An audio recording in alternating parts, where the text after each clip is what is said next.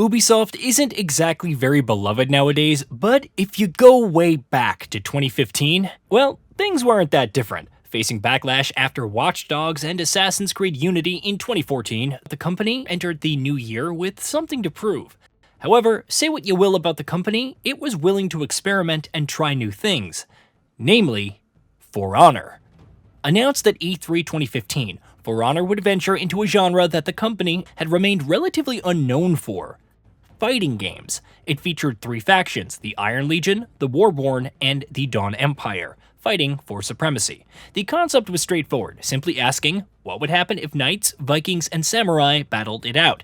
Each faction consisted of different heroes in varying roles: the Vanguard, with its balance between offense and defense; the speedy assassin; the tank, slow but possessing more damage resistance; and the hybrid, who mixes properties from the other classes, fitting specific niches with their skills. For Honor wasn't your average side-scrolling 2D fighter. It was a third-person title with modes like Dominion, where players fought real players and AI minions to capture and hold zones on a map.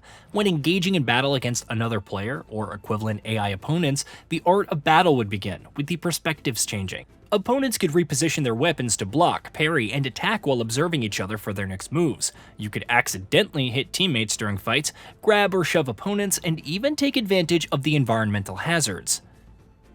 As a result, the most noteworthy modes were the player-focused ones, like Duel, a best out of 5 matches 1v1 affair, Brawl and its 2v2 battles, and Skirmish, which focused on 4v4. Then there was Elimination, a battle to crown the last player standing.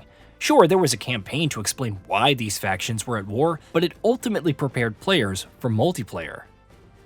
For Honor launched on February 14, 2017 for Xbox One, PS4, and PC. Its Metascore ranged from 76 on PC, the lowest, to 79 on Xbox One. It topped US sales charts for the month and UK physical charts in its first week. Digital sales were also decent, with over 700,000 copies sold across all platforms. For a new IP geared primarily towards multiplayer, that too at $60, it's not bad. As with any multiplayer title, however, the real journey begins after launch, and at that time, For Honor had several issues to deal with, including cheating and AFK farming in the game's battlefields. The developer warned of sanctions and bans against both. However, there were still balance issues, leading to reverts to guard break and changes to classes like Berserker, Conqueror, Peacekeeper, and Valkyrie, who faced a hefty amount. Perhaps the most underrated change is that bots who joined a match in progress would remain dead, thus preventing your opponents from receiving some unlikely reinforcements. Players still encountered more than their fair share of desyncs in maps, but another issue related to the progression quickly picked up steam: the Steel payouts. Steel unlocks cosmetics and new heroes. At that time, the payouts, especially with campaign and training, gave one-time rewards. They were pitiful, and it would take years to unlock everything, even for the base roster. If that weren't enough, it also cost Steel to upgrade gear, which is essential for leveraging perks, and even change its visuals. You could play matches to get random gear drops, or you could spend Steel to obtain loot boxes with the same. Naturally, For Honor sold Steel packs for real money because, of course it did. Less than 2 months after launch, the development team would increase payouts for Steel from matches, daily orders, side orders, and community orders, though there are still complaints about how long it takes. Meanwhile, new cosmetics continued to be added, further accentuating the grind. On the bright side, other subsequent changes made it possible to complete daily and contract orders in PvP and PvE. Daily orders were also added that didn't require playing a specific mode. The next major issue with the title revolved around connectivity. For Honor didn't run on dedicated servers in its first year, instead relying on peer-to-peer. It resulted in some issues, and changes ensured more resilient data exchanges even during connection fluctuations, on top of improving performances in menus and matches and dynamically adjusting ambient effects levels of detail during matches. However, demands for dedicated servers continued. But enough about that, because Season 2 was coming in May of 2017 and adding 2 new characters, the Centurion and the Shinobi. The former is a hybrid for the Knights, and the latter an assassin for the Samurai. 2 new maps, Forge and Temple Garden, an increase to the max gear score, and new epic rarity for gear, and an overhaul of the gear system were also inbound. Before the season dropped, the developer also adjusted the amount of XP earned from matches, thus increasing the pace of reputation leveling. It also lowered the cost of salvage used in upgrading gear across all rarities to help when leveling new heroes. June would arrive, bringing balance changes to guard switch across multiple heroes and ensuring that guard break follow-ups were more consistent overall. Heroes like Warden, Kensei, Shinobi, and Warlord would see balance changes. Shinobi would see several nerfs to its moves. Projectile feats with various weapons also saw multiple damage reductions. A subsequent update also changed the salvage system, going from 3 different types of salvage, each representing a faction, to a single unified salvage. You could now use them across any hero and their gear, cutting down on the amount of grinding required for upgrades. Season 3. Grudge and Glory arrived in August and added 2 more heroes. The Highlander is allied with the Vikings and serves as a hybrid character that can switch between offense and defense, while the Gladiator is an assassin for the Knights. Did either of them make much sense historically? No, but they did look cool. 2 more maps, Sentinel and the Viking Village, joined the fray, but the biggest addition is probably the Ranked Duel Tournament.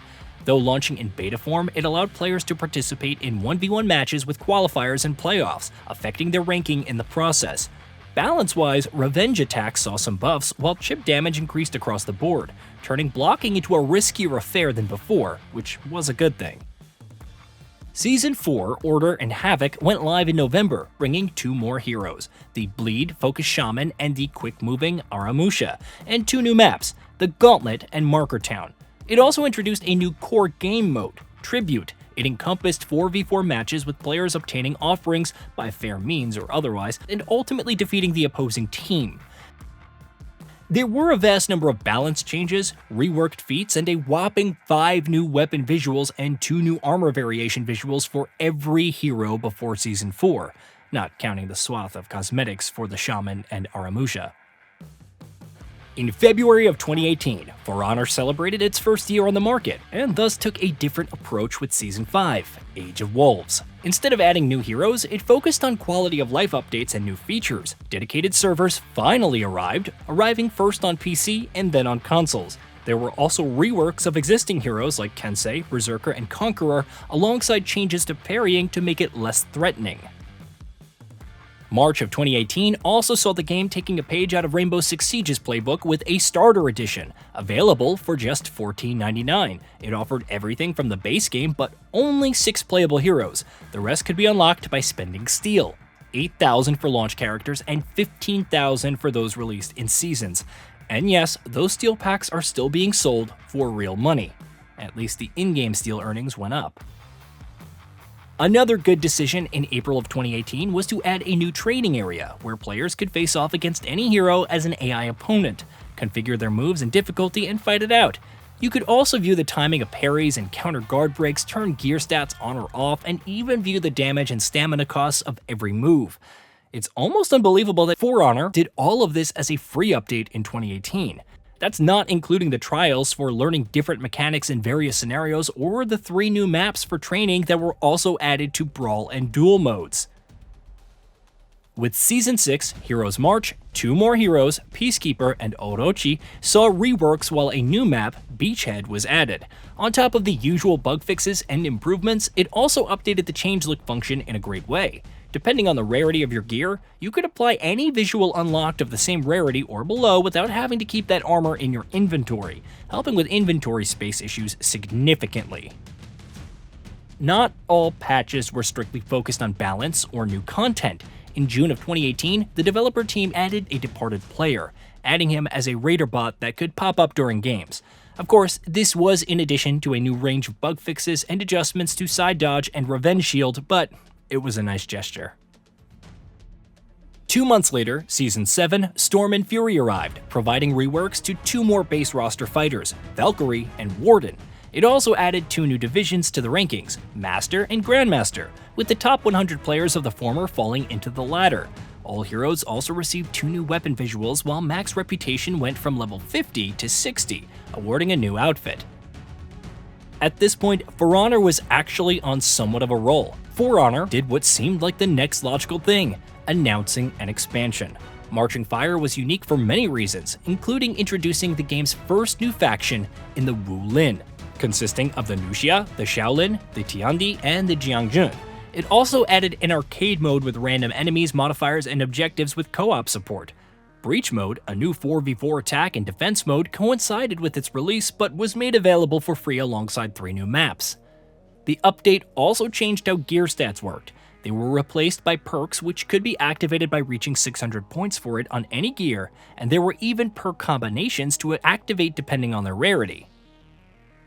As 2019 rolled around, Year 3 kicked off in January with the addition of the Black Prior, who could adopt the Bulwark stance for maximum defense and special counters. The season also saw reworks to the Peacekeeper, Warlord, and Shugoki, along with a new map, Harbor. Another patch followed in March of 2019, adding a new map to arcade mode and new objectives for weekly quests. It also balanced out revenge attacks, feats like Soothing Mist, and continued changes to perks. May saw the arrival of Hitokiri, samurai executioners who could infinitely chain heavy attacks in the Mugen Ryu stance, and a new map, Canopy, benefiting the mythical tone of the new season. As you might have guessed, hero reworks would arrive, this time for Lawbringer and Raider. A subsequent patch would change the logic for fighters out of stamina while buffing the rewards from arcade mode. Another new hero debuted in August, this time for the Vikings, the Jormungandr. Specializing in heavy damage and out-of-stamina opponents, their light attacks couldn't be interrupted when blocked. Store Stronghold was the latest new map, a Viking fortress available only in Breach, while Rank Duel received a competitive version of the Sanctuary focused purely on 1v1 combat with minimal fleeing or gimmicks.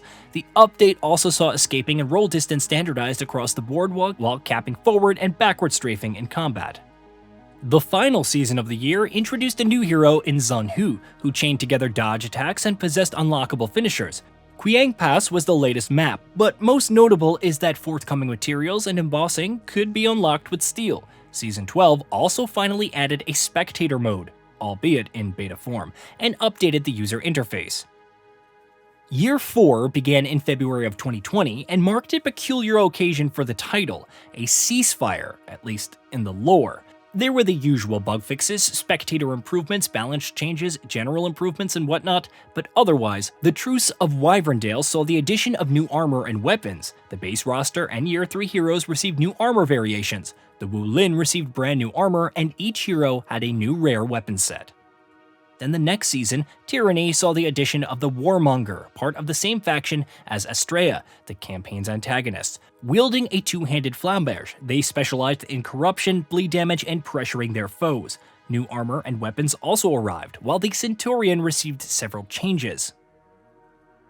In September of 2020, the Resistance formed, determined to fight back against the Order of Horkos. New gear and weapons were given at this point, while a new Wu Lin map, the Belvedere, was added for duels, brawls, and training. However, the revamps to team identification were most noteworthy, adding teammate outlines, team-colored health bars, and allowing players to use any color palette without dividing them into attacker, defender, or neutral tabs. By October of 2020, For Honor revealed support for Xbox Series X and S and PS5, bringing improvements in texture filtering, level of detail, water reflections, and 4K, though Series S is stuck at 1080p. It would add 60 FPS support for those consoles in December when the next season dropped. While cross-gen play and progression between the same console families were available, cross-platform play was sadly missing. For now, at least. The next season finally arrived, with Griffin joining the Knights. Though providing team healing, he also excelled in mix-ups with chain finishers. New customization items also arrived, and though there were balance changes and the like, this was perhaps For Honor's least packed update to date. Fortunately, January of 2021 saw new features like a target cycling option, the ability to bookmark specific outfits, patterns, and looks, and multiple changes for Peacekeeper and Nobushi. It wouldn't be long before Year 5 Season 1, aka Asunder, launched in March of 2021, featuring a new 4v4 themed mode, Carousel of Horkos, which removed revives, perks, and feats and added a Horkos Challenger bot that would attack both sides. It also brought new customization warden updates and new paired emotes. If you ever wanted to chest bump teammates after obliterating some poor fool, now is the time. Year 5 Season 2 Mirage came and went. Going live in June of 2021, it brought several updates for Shugoki, Berserker, Aramusha, Hitokiri, and other heroes. The other attraction was the Visions of Kyoshin event, where players battle Kyoshin fighters in a game of Dominion. Of course, Kyoshin would join the samurai mid-season, while new lore orders were also available. In the next season, the development team brought improvements to the Raider and Orochi, a shinobi rework, and other changes. It also added a new event, Storm Tides, and an unlikely collaboration with Dead by Daylight in October. The Dominion-like mode saw players capturing generators while dealing with the Trapper, a level 3 Centurion bot with double damage and unlockable attacks. Bizarre? Sure, but it brought new Dead by Daylight cosmetics for players to earn. Year 5 finally came to a close with Frozen Shores adding a new event, Frostwind celebrations, and several changes to Orochi, Raider, Shugoki, Shinobi, and more. There were also hints of a new hero, but it turned out to be something. A new faction. In Year 6, Lost Horizons, the Outlanders would join the fold. They consist of the Ocelotl, the Aphira, the Medjay, and the Pirate. Each was of the hybrid class with brand new weapon types to master. Of course, the year would only see 2 of them deployed, starting with the Pirate, who could cancel all attack recoveries into dodges and use feats within chains. The year also saw the launch of crossplay, allowing Xbox, PlayStation, and PC players to matchmake with each other. Grouping and playing with friends in crossplay would go live later. The Medjay went live in Season 2, offering multiple fighting styles through weapon transformation and unique feats catering to the same. The second phase of crossplay went live in Season 3, with new side dodge attacks for specific heroes, some now possessing tracking breaks, while others would receive iframes. Hero updates would continue into Season 4, with Aphira going live in February of 2023 as part of a mid-season update. As a rushdown character, she possessed unique dodges and could adjust heavy attack speed based on guard direction. Year 7, Swords of Injustice, would kick off in March of 2023. The year saw the addition of the final Outlander, Ocelotl. In terms of balance changes, the Lawbringer saw a revamp, Reflex Guard was removed from all assassins, heavy attacks saw multiple changes, and balance adjustments continued for the entire roster. This brings us to the current year of content, Forged in War. It sees 2 maps reworked and added to the Dominion pool and a new samurai hero, Sohei, who wielded 7 blades. New and returning events, a 1v1v1 free-for-all mode called Last Hero Standing, and much more went live. A new hero is also slated for Season 4. Overall, For Honor has had a surprisingly extensive journey throughout the years. Though it has a mixed rating on Steam with 69% of reviews positive, it still has a player base, while the developer remains dedicated to taking community feedback and implementing changes accordingly. While it might not shine all that much compared to other games, the fact that For Honor has survived this long while delivering a fighting game experience unlike so many other titles is worthy of note. As the adage goes, there's never been a better time to jump in. Hey, did you know that we at GamingBolt upload new videos every day? Stick around, drop a like, subscribe, and hit that bell, and let us know what kind of content you'd like to see in the future with a comment below.